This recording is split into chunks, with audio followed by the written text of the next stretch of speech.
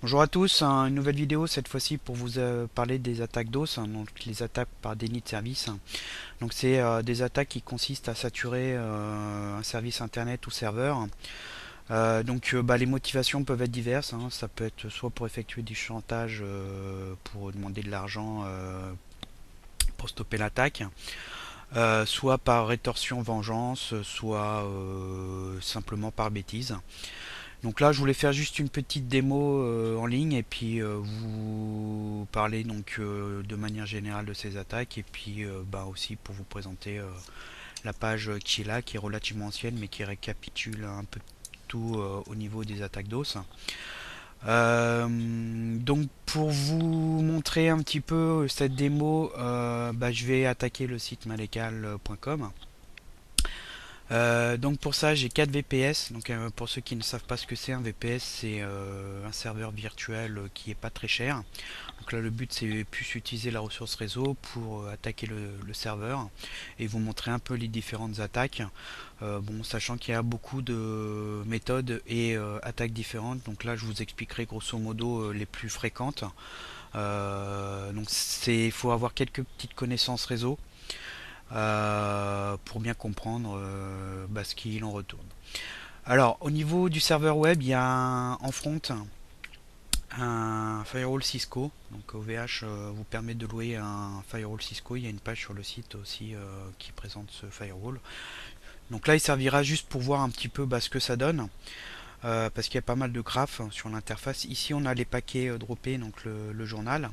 Ici, on a le trafic avec le nombre de connexions par seconde. Donc là, on a un pic à 35. On a les différents protocoles, donc UDP, TCP, le total. C'est l'ajout des deux, l'addition. Donc là, ça tourne à peu près entre 15 et 30 pour les pics connexions par seconde. Ici, vous avez le volume de données avec en bleu le download, donc le trafic entrant, et en sortant, donc en upload, en rouge, le graphique du trafic sortant.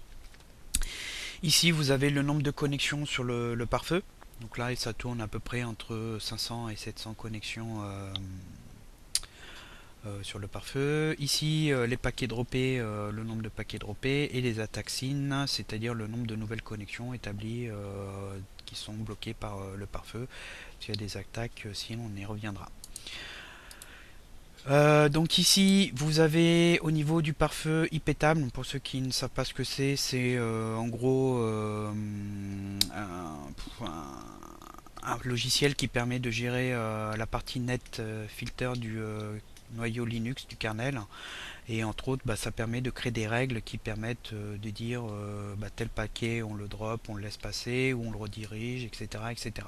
Donc je vais pas rentrer dans les détails. Il y a aussi un tuto sur IPTab sur le site, et il y a moult tutoriels sur internet puisque c'est un logiciel qui est très utilisé. Donc ici on a les règles. Voilà, donc là par exemple j'ai une règle anti-DOS sur le port 80, j'ai un truc anti-Tor pour bloquer quelques connexions Tor parce que j'avais eu des attaques Tor. Vous avez ici le nombre de paquets et vous avez ici le volume bloqué. Donc vous voyez que ça bouge pas des masses, on a juste cette ligne là qui est relativement, qui augmente un petit peu, mais c'est pas non plus exceptionnel. Et ici c'est la chaîne input, donc c'est la chaîne entrante au niveau des logiciels. Donc ça c'est les 4 VPS, et on va commencer par une attaque type Slow Loris. Donc ces attaques Slow Loris, elles attaquent le serveur web, donc c'est vraiment que pour les serveurs web, et elles permettent de demander plein de pages sur le serveur web. Le but est de saturer le serveur web. C'est un peu comme si vous ouvriez plein de navigateurs web sur votre ordinateur et vous faisiez que de demander des pages sur ce navigateur web pour saturer le serveur web. Alors l'avantage c'est que ça permet à moindre frais de potentiellement bloquer un serveur web. Quand celui-ci n'est pas préparé, ça peut le bloquer très facilement, même avec un seul VPS. Si le serveur en face il est vulnérable, notamment Apache, vous pouvez facilement bloquer ce dernier. Là ici on a du NGIS au niveau du site, et il est beaucoup moins sensible. De plus, il y a des règles sur NGIS qui permettent de détecter détecter le flood, donc la demande en continu de page web, et de bloquer un certain nombre de demandes, c'est-à-dire au-delà de 10, 20, 30 ou 50. Vous interdisez la demande de page, et donc du coup ça permet d'atténuer, voire bloquer ces attaques. Donc là le but c'est juste pour vous voir ce que ça donne au niveau du pare-feu, et de montrer un petit peu ces attaques. Donc là je vais le lancer sur les 4 VPS. Il y en a et ça marche pas parce que c'est du Ubuntu, j'ai pas mis, c'est en Perl, j'ai pas mis le module, donc ça me saoulait. Ça changera pas grand chose au final. Là je l'ai lancé et on voit, bon ça augmente un petit peu mais c'est pas non plus extraordinaire. On va peut-être monter à 700 ou 800 connexions simultanées. Et en fait on voit déjà que le compteur ici de cette règle, en fait c'est une règle qui permet de limiter le nombre concurrentes d'IP, le nombre de connexions concurrentes sur le même IP sur le port 80, c'est-à-dire que là en fait elle rentre en jeu tout simplement parce que tous les VPS font des connexions vers le port 80.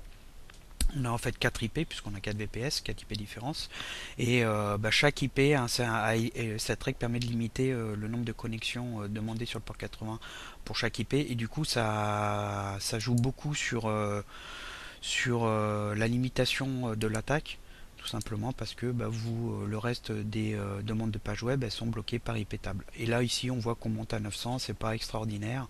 On a aussi le pare-feu qui détecte quelques attaques et bloque le nombre de nouvelles connexions avec un drop de 80 drops par seconde. Donc là elle n'est pas extraordinaire. Si on enlevait la règle, on aurait certainement un peu plus de connexions. Mais vous allez voir que le serveur web, lui, il continue à délivrer les pages, il n'est pas du tout perturbé. Ça ne joue pas sur la qualité de service. Donc là, l'attaque, elle est pas flagrante. Donc je vais couper.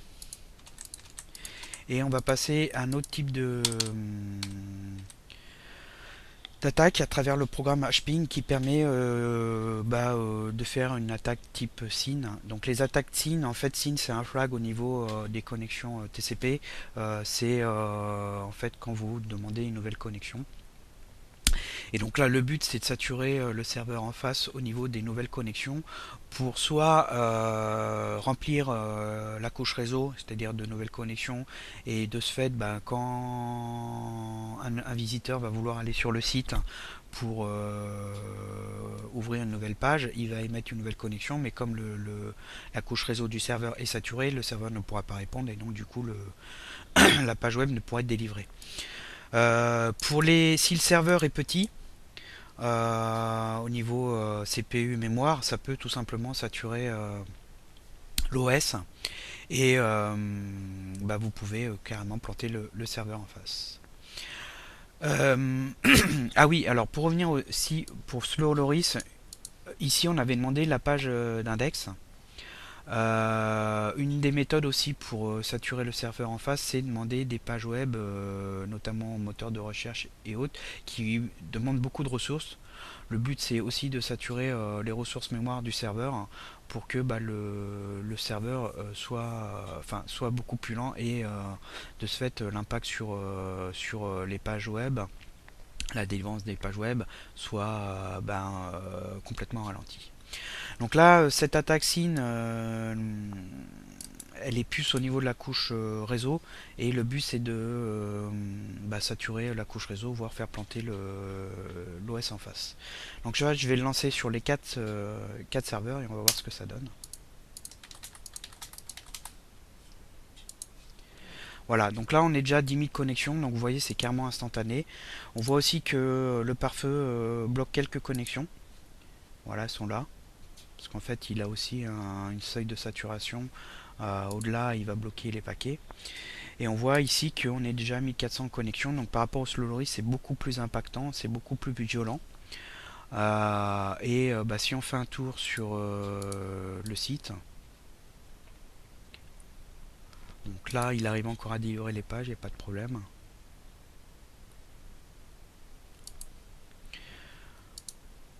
Et on est retombé parce qu'on a dû avoir un mécanisme de protection qui entre en jeu. Alors ça peut être la protection OVH. On voit quand même que le pare-feu il bloque 1000 connexions SYN par seconde. Donc là ça repart un peu.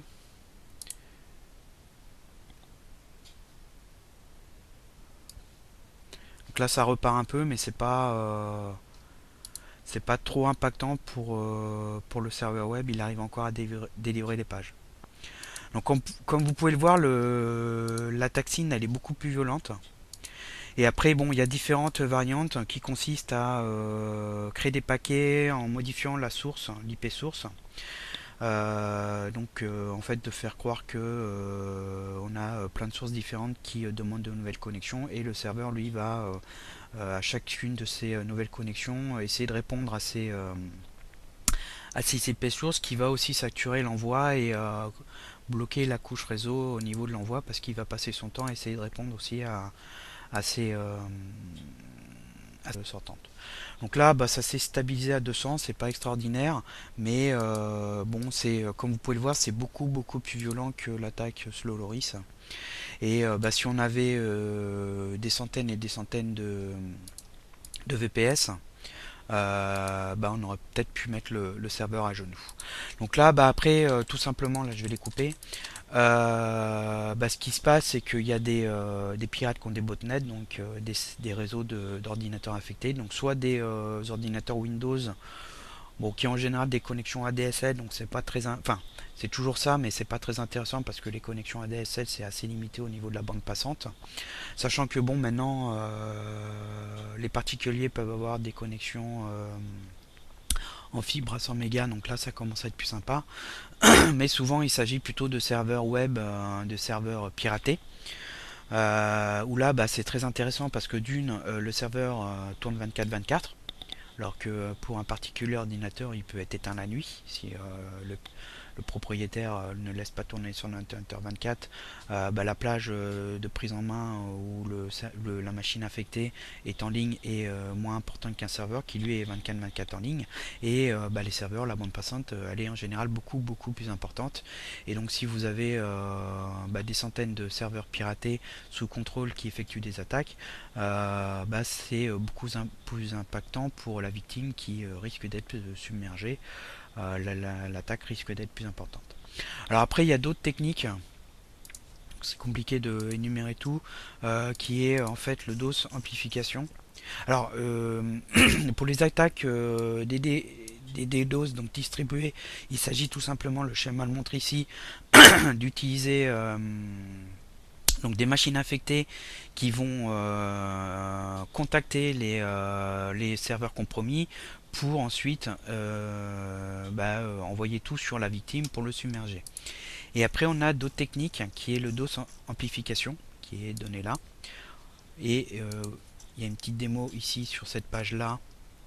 Je mettrai le lien avec les paquets, où en fait on se sert de services internet, donc par exemple DNS, FNTP et autres, où en fait quand vous envoyez un paquet avec une certaine destination, ce service internet il multiplie le nombre de réponses. C'est-à-dire par exemple pour le service DNS on a une multiplication de 28 à 50. C'est-à-dire que si vous envoyez un paquet avec une destination précise, donc la victime, cette victime elle va recevoir avec un seul paquet de 28 à 50 paquets en réponse. Donc imaginez si le pirate a un botnet qui est capable d'envoyer 1 million de paquets à la seconde.